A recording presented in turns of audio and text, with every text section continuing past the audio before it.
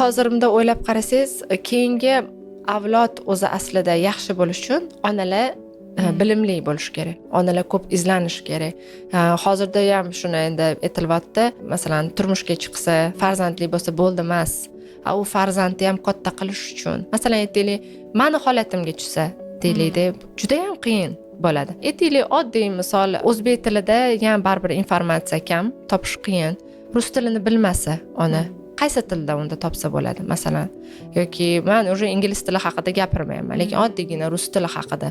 Rus tilini bilmasa, topishi уже qancha qiyin. Shuning uchun har bitta hozirgi jamiyatimizda, hozirgi holatlarda уже tushunib yetishimiz kerakki, ko'p narsa baribir qizlarimizdan o'qitishimizga bog'liq, qizlarimizni o'qishligi kerak.